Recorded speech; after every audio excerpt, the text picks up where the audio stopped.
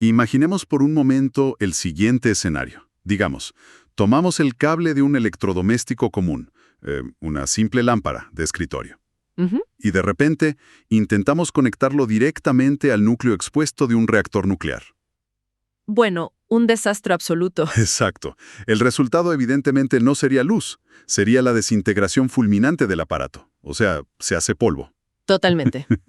La energía está ahí, es real y es masiva. Pero sin los transformadores adecuados, pues la conexión directa es letal. Y es una metáfora perfecta para lo que vamos a estudiar hoy. Así es. Hoy, en nuestra comunidad de aprendizaje, vamos a adentrarnos en una cosmovisión milenaria que comprendió este peligroso principio energético miles de años antes que la física cuántica, digamos. O que la ingeniería eléctrica moderna, claro. Bienvenidos todos a esta nueva sesión de estudio, un análisis profundo, donde vamos a diseccionar un texto que es francamente un pilar fundamental para el pensamiento humano, la cosmovisión Yoruba, o Imoa Ye Yoruba.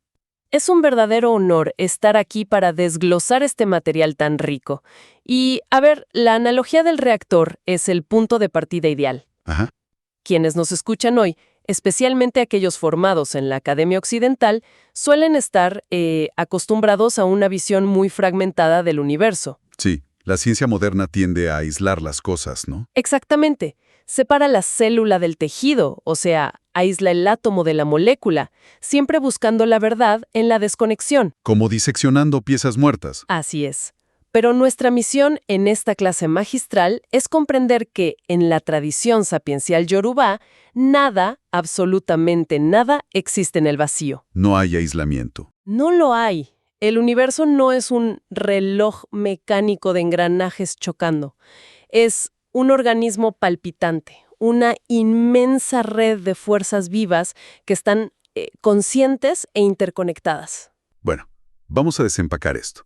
Porque si vamos a estudiar una red tan vasta, el texto nos exige primero identificar la electricidad que corre por esos cables. El hilo conductor. Exacto, el hilo que teje toda la existencia. Y en esta tradición, esa fuerza tiene un nombre específico y rotundo, que es el Ashe. El famoso Ashe. Sí, o Ashe. Y el documento es categórico al respecto. Absolutamente todo posee Ashe. O sea, no estamos hablando de una simple metáfora poética para adornar un mito. No, para nada. Estamos hablando de la fuerza vital, de la, digamos, física espiritual que permite que la existencia pase de lo invisible a la materia. Es el motor de la manifestación, tal cual. Y para entender cómo opera este Ashe, debemos dirigir la mirada a su fuente primordial. La planta central. Claro. El texto sitúa en la cúspide de toda esta estructura ontológica a Oludumare. Pero aquí debemos detenernos y hacer una corrección teológica de suma importancia para nuestros estudiantes. Sí, porque hay mucha confusión ahí. Muchísima.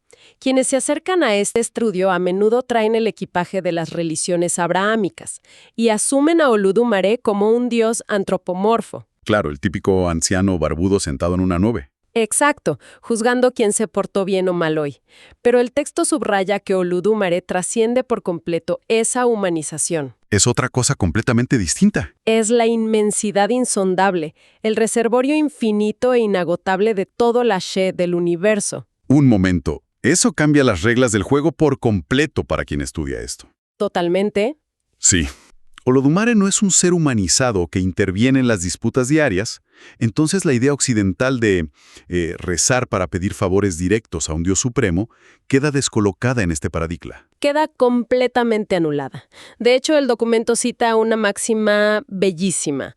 Olodumare ni Alashe Boguguaye. El dueño absoluto del poder del universo. Así es. Pero a ver, si es tan inabarcable, inaccesible de forma directa, ¿cómo interactúa el mundo material con esa fuerza sin desintegrarse? Volviendo a la analogía del reactor nuclear, claro. Esa es la clave geométrica de todo este sistema. Como la puente es inabarcable, el universo requiere intermediarios lógicos. Ajá. Y ahí es donde el texto introduce a los Orisha. Y es vital, repito, vital, no confundirlos con dioses menores, celosos que compiten por la devoción humana. Claro, no son figuras mitológicas peleando por adoradores. Son las fuerzas a través de las cuales el poder de Olodumare se filtra. Se manifiesta de forma asimilable. Exactamente. Para que la comunidad de aprendizaje pueda asentar esto, retomemos la idea de la red eléctrica y construyámosla juntos. Me parece excelente. Si Olodumare es la planta de energía central absoluta, los Orisha serían los transformadores especializados. O las subestaciones de la ciudad, sí. Claro, toman un voltaje infinito y lo convierten en formas utilizables. Por ejemplo, el texto menciona a Ogún. En lugar de verlo solo como el dios del hierro, debemos entender que Ogún es el principio de la tecnología. De la fricción. Exacto, la fuerza que corta la maleza para que avance la civilización, o sea, es el transformador del esfuerzo implacable. Así es. Y siguiendo esa misma línea operativa, el texto nos presenta a Oshosi. Que no es solo un cazador con arco. No, es la energía matemática de la precisión. Es el enfoque absoluto y la supervivencia lógica en el entorno. ¡Wow! Luego está Shango, que encarna la termodinámica, el fuego, el relámpago, pero a la vez la justicia distributiva y la autoridad. ¡Qué combinación tan fascinante! Y tenemos a Obatala, que funciona como el principio de la pureza, la conciencia moral y el arquitecto que moldea la forma física del cuerpo en el vientre. El que diseña el hardware, digamos. Exacto. Y por supuesto, una pieza maestra de todo este sistema es Eshu o el Legua. Fundamental. Es la energía de la encrucijada, la comunicación constante entre los planos. Es el ejecutor implacable del equilibrio cósmico. Eshu es, usando la analogía, el inspector de la red eléctrica. Asegurando que cada conexión reciba exactamente la energía que le corresponde por sus acciones. Ni un voltio más, ni un voltio menos. Esa función de Eshu como regulador de la red es increíble. Se nota que no compiten entre sí. Para nada. Cada orisha es la expresión funcional de un aspecto distinto de la planta central. Esto plantea una pregunta importante, para nuestra sesión. A ver. Si el universo es esta maquinaria colosal de energías e inteligencias naturales fluyendo desde Olodumare, ¿cómo accede el intelecto humano a este mapa? Claro. ¿Cómo hace la humanidad para leer los planos de esta estructura sin electrocutarse en el intento de entenderla? Y es ahí, justo ahí, donde el texto fuente nos presenta la joya de la corona, el núcleo intelectual y espiritual de la tradición, que es Ifá. El gran archivo. Y aquí quiero hacer una pausa muy enfática, porque existe un malentendido histórico terrible con Ifá. Uy, sí, demasiado. Fuera del continente africano, muchos catálogos antropológicos reducen a Ifá a un simple método de adivinación. Como si fuera a leer las cartas o algo así. Exacto, como un truco folclórico para predecir si va a llover mañana o si alguien va a conseguir empleo. Una barbaridad. El texto desmiente esta simplificación de manera categórica. Lo eleva a su verdadera estatura académica. O sea, Ifá es el sistema de conocimiento integral más sofisticado de la tradición yoruba. Es un archivo monumental y el documento lo explica con una claridad que de verdad asombra. Ifá es filosofía profunda, es ciencia espiritual empírica, es botánica médica, es un sistema ético riguroso y simultáneamente la biblioteca central de la memoria histórica. Y no son ideas sueltas por ahí. No, todo está codificado matemáticamente en una estructura de 256 Odu Ifá. Detengámonos en los Odú. El texto los define maravillosamente como patrones de energía que explican cómo funciona la vida. Y cada Odu es un universo en sí mismo. Claro, detalla que dentro de cada uno de estos 256 Odus se despliega un universo literario completo. Hay versos poéticos conocidos como Ese-Ifá. Están las historias ancestrales, o Itan, Los proverbios, llamados Owe. las enseñanzas morales. Y las prescripciones exactas de sacrificio, el Evo. Ahora, adoptando la postura de un estudiante escéptico de nuestra clase o de abogado del diablo. A ver, adelante. ¿Cómo podemos validar un sistema que mezcla tantas cosas aparentemente dispares? O sea, ¿cómo puede una tradición pretender que la ciencia botánica conviva en el mismo texto con historias ancestrales y ética moral sin perder precisión objetiva? Entiendo la duda. Para la mente moderna esto suena como mezclar un manual de astrofísica con las fábulas de Esopo, ¿no? Es una excelente provocación, de verdad, porque revela justamente el sesgo de fragmentación del que hablábamos al principio. Claro, el sesgo occidental. Lo fascinante aquí es que en la cosmovisión yoruba, la dicotomía entre ciencia y moralidad simplemente es una ilusión. Nunca han estado separadas. O sea, no ven la frontera entre ambas. Exacto. La ciencia moderna observa cómo funciona un fenómeno aislándolo en un laboratorio en blanco. Ifá, en cambio, observa el patrón energético en su entorno natural. Y deduce la moralidad de ahí. Inmediatamente deduce el comportamiento ético que el ser humano debe adoptar frente a esa fuerza. Están codificadas juntas porque el universo opera bajo un sistema de consecuencias indivisibles. Es decir, un proverbio no es un cuentito infantil para ir a dormir. En absoluto, un Itán, una historia dentro de un Odú, es una fórmula mnemotécnica avanzada. A ver, expliquemos eso para la comunidad. Las culturas de tradición oral utilizan la narrativa porque es indestructible ante el paso del tiempo. Si se quiere enseñar las propiedades farmacológicas de dos plantas que, al juntarse, producen una reacción volátil. ¿Una explosión, digamos? Exacto. Cuentas una historia sobre dos personajes celestiales que no pueden habitar en la misma casa sin que todo se incendie. ¡Wow! Entonces el estudiante aprende botánica, química, pero también aprende la lección ética de no forzar relaciones incompatibles en su vida personal. Entender el patrón energético requiere adoptar la postura ética correspondiente para no ser destruido por esa misma energía. Es pura brillantez pedagógica. Esa integración de saberes me parece deslumbrante. El conocimiento técnico y la sabiduría moral envasados en el mismo frasco. Totalmente.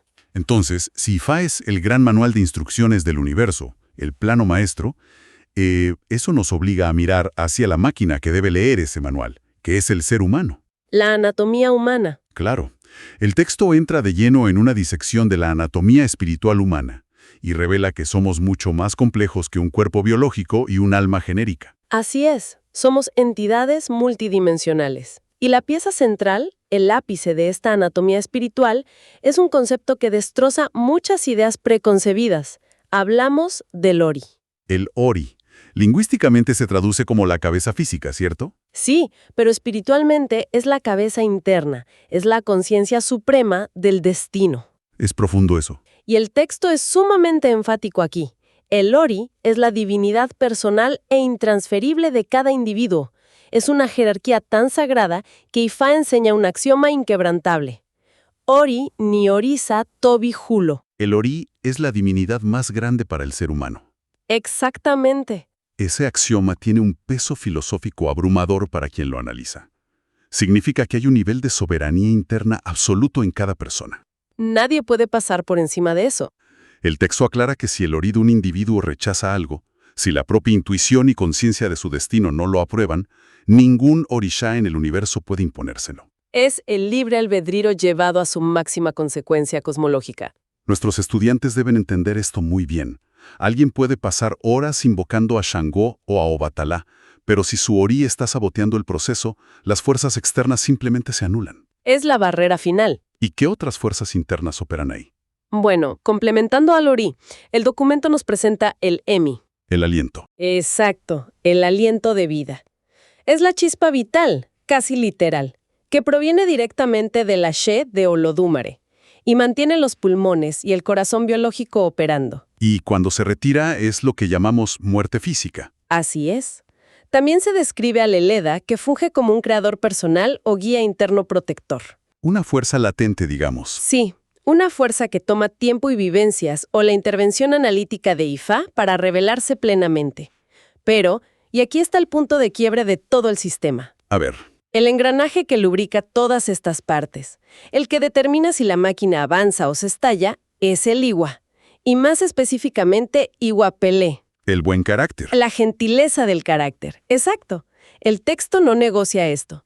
El Iwa o carácter es la piedra angular de la existencia yoruba. ¿Y qué pasa si falta? En Iwapelé las consecuencias son catastróficas. El destino se pudre desde adentro. Las oportunidades se evaporan. Se desmorona todo. Y lo más crítico para un practicante, cualquier ceremonia, rezo o sacrificio pierde el 100% de su eficacia. Se vuelve un teatro vacío. Un performance sin ningún impacto energético.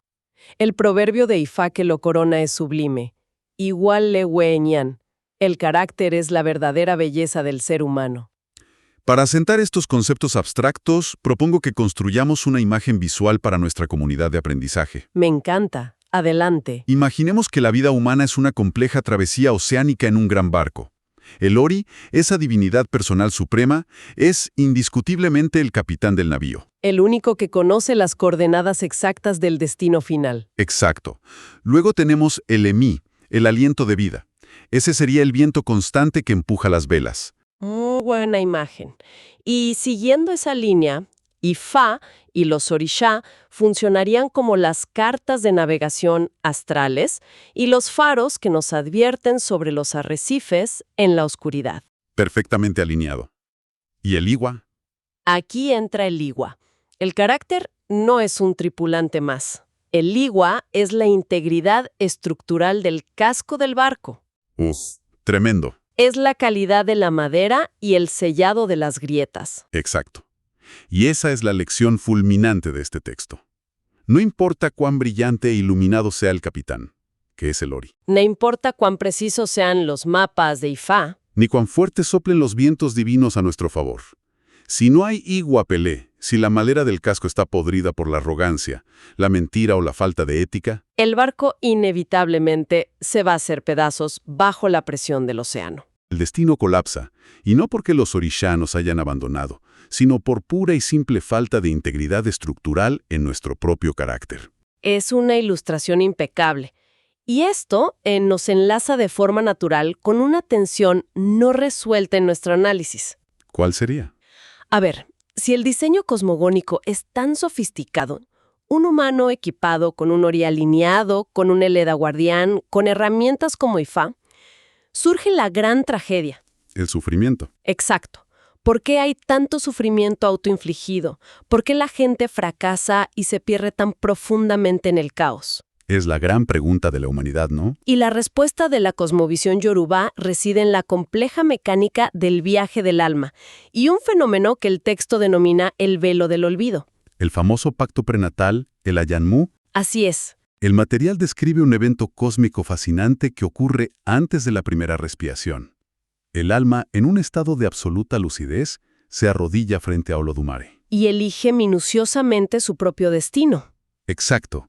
Elige sus lecciones, sus triunfos, sus tribulaciones. Es un plan arquitectónico perfecto diseñado por uno mismo. Pero el drama de la condición humana arranca en el parto. Al cruzar el denso umbral hacia el mundo material, el texto estipula que un velo de amnesia cubre severamente la memoria del alma. Se borra el disco duro, digamos. El individuo olvida por completo el mapa que él mismo trazó. Y claro, en medio de esa amnesia espiritual, sometido a la fricción de la sociedad, A la supervivencia diaria. empieza a tomar decisiones basadas en el miedo, el ego terrenal o las expectativas ajenas. Y ahí se altera drásticamente el camino original. Este es el origen del dolor y del estado de desequilibrio que llamamos Ibi. Y aquí hay un punto teológico vital. Estas herramientas sagradas no existen para crear milagros de la nada. O para pedirle al universo cosas que simplemente no nos corresponden. Exacto. El texto es claro al señalar que Ifá, los orishas y el Lebó, el sacrificio, son estrictamente mecanismos de realineación. Funcionan para recalibrar. Existen para ayudar al ser humano a corregir el rumbo y reconectar el destino fracturado con aquel propósito original olvidado. Aquí es donde se pone realmente interesante. Porque, pensándolo bien, hay una ironía profundamente poética, casi tragicómica, en este dogma. A ver, ¿cómo lo ves? Significa que nacemos con un propósito ya calibrado y perfecto. Elegimos nuestras propias batallas para evolucionar y luego llegamos aquí y nos quejamos de los mismos obstáculos que solicitamos. Es paradójico, sí. El gran trabajo de la vida desde esta lente no es inventar nuestra identidad persiguiendo las métricas de éxito de la modernidad. Nuestro único trabajo real es recordar. Recordar quiénes somos. Exacto. El esfuerzo espiritual es un proceso de arqueología interna, de desenterrar la memoria del alma para honrar esa promesa que hicimos en el principio de los tiempos. Es un paradigma de absoluta responsabilidad. ¿Y el motor que hace posible esa arqueología? La fuerza que permite que un ritual o una consulta de Ifá logre quebrar ese velo de olvido, es, volviendo al inicio de nuestra clase, la fuerza del Ashe. Todo vuelve al Ashe. El texto profundiza en cómo el Ashe es el poder ejecutor. Es la energía que activa las palabras y materializa la intención. Por eso las oraciones tradicionales de esta cultura terminan de una manera tan específica. Cuéntales a los estudiantes cómo es. Claro. Cuando se concluye un rezo o un higuere, no se dice simplemente una palabra pasiva que exprese un deseo lejano. La congregación vibra y pronuncia Ashe. Y como académicos, debemos notar que esto es un comando. Exacto. No es ojalá suceda o Dios quiera. Es un imperativo activo. Es presionar el botón de descarga energética. Para que la palabra pronunciada en el aire se condense y altere la realidad física de inmediato. Ahora bien, todo este poder manifiesto, esta capacidad real de acceder al Ashe para transformar el destino, genera una de las trampas más peligrosas en las que caen los buscadores modernos. Uy, el mercantilismo espiritual. Exactamente. Al escuchar sobre esta energía, muchos asumen precipitadamente que para arreglar sus vidas deben correr a buscar iniciaciones rápidas. Coleccionar collares sagrados como si fueran trofeos. O comprar títulos sacerdotales de fin de semana. El texto fuente aborda este fenómeno con absoluta severidad en su sección dedicada a la disciplina del lago. El estudiante de los misterios. Sí, y es nuestra obligación académica subrayar este mandato. La iniciación no es el comienzo del camino espiritual. Es un malentendido que tristemente mercantiliza una de las tradiciones más ricas de la humanidad. El documento detalla requisitos previos que son brutalmente innegociables. Innegociables, totalmente. Antes de que a un novicio se le revele el más mínimo secreto esotérico o se le permita acceder a rituales de consagración, el individuo debe ser puesto a prueba. Debe ser moldeado desde cero. El verdadero inicio exige aprender una disciplina estoica, cultivar un respeto absoluto por los mayores y los ecosistemas, demostrar una ética incorruptible frente a la tentación. Y tener una paciencia infinita. Comprometerse a un estudio analítico que no termina nunca. El texto lanza una advertencia que todo practicante debería tener tatuada en la mente. En Ifá, el conocimiento sin carácter es un arma de destrucción masiva. Es peligrosísimo. Otorgarle acceso a la manipulación del Ashe a una persona sin cimientos morales sólidos es literalmente entregarle fuego a un infante en una habitación llena de pólvora. Una receta para el desastre. Es por esto que el plan de estudios de los antiguos Sago era tan exhaustivo y metódico. Primero, pasaban años enteros simplemente aprendiendo higure. El arte de orar correctamente sin egoísmo. Exacto. Luego, memorizaban los oriki, esos cantos y elogios poéticos eternos. Y aclaremos por qué memorizaban oriki para quienes nos escuchan. Por favor. No era para halagar la vanidad de una deidad antropomórfica, como ya aclaramos, sino porque la repetición de esas frecuencias vibratorias y linajes históricos somete la arrogancia de la mente. Te pone en tu lugar. Obliga al estudiante a reconocer que es solo un pequeñísimo eslabón en una cadena inmensa. Es una tecnología psicológica diseñada para forjar la humildad. Totalmente de acuerdo. Si conectamos esto con el panorama general de nuestra sesión, la conclusión es ineludible. Retornemos al barco. Sí, a esa pieza central del barco, el iguapelé, el buen carácter. La falta de este atributo hace que cualquier intento de iniciación prematura sea un ejercicio destructivo. Sería como intentar inyectar un altísimo voltaje de Ashe en un contenedor que está roto. En un casco de barco agrietado por la envidia o la falta de ética. El individuo sencillamente se va a quebrar bajo la presión espiritual. Así es. La iniciación real es la graduación de un carácter ya pulido, no una varita mágica para evadir el trabajo personal. Entonces, ¿qué significa todo esto? Si nos alejamos un momento y observamos la vasta arquitectura que la cosmovisión yorubá nos ha revelado hoy en esta exploración, descubrimos un patrón. Un patrón muy claro. El éxito en la vida humana, visto a través del lente de Ifá, es esencialmente una elegante ecuación de 3 variables inseparables. A ver, repasémoslas. Primero, el Ori, la conciencia divina y el propósito personal inquebrantable. El mapa original. Segundo, el Iwa, nuestro carácter ético forjado y comprobado en el yunque de las decisiones diarias. El casco del barco. Y tercero, el Ashe, el poder y la vitalidad espiritual, el motor. Maravilloso. El texto nos enseña que cuando estas 3 variables están calibradas y en equilibrio armónico, la persona entra en estado de ire, la verdadera bendición y prosperidad sostenida. Pero si tan solo una flaquea, Si traicionamos nuestro carácter o desconectamos nuestra vitalidad, el sistema entero cae en Ibi, el desequilibrio total y el estancamiento. Esa es, sin duda, la síntesis magistral y la aplicación práctica de todo este estudio. Para quienes nos escuchan hoy y buscan aplicar esto a sus propias trayectorias académicas y de vida, el mensaje es transparente. Muy transparente. La espiritualidad profunda exige abandonar la búsqueda infantil de salvadores externos o atajos milagrosos que nos rescaten de las consecuencias de nuestras propias acciones. Hay que hacerse cargo. El foco retorna, pesada pero hermosamente, al individuo. El trabajo sagrado más elevado que existe no es realizar un ritual complejo con animales o plantas, Sino el cultivo meticuloso de uno mismo.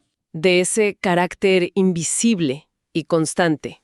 Las herramientas milenarias están ahí, por supuesto, pero solo funcionan como brújulas para quienes tienen el valor de sostener el timón con las manos limpias. Es una filosofía que nos devuelve la soberanía y a la vez la responsabilidad absoluta sobre nuestra existencia. Es un peso hermoso. Y para despedir nuestra clase de hoy, me gustaría dejar a nuestra comunidad de aprendizaje con una reflexión final.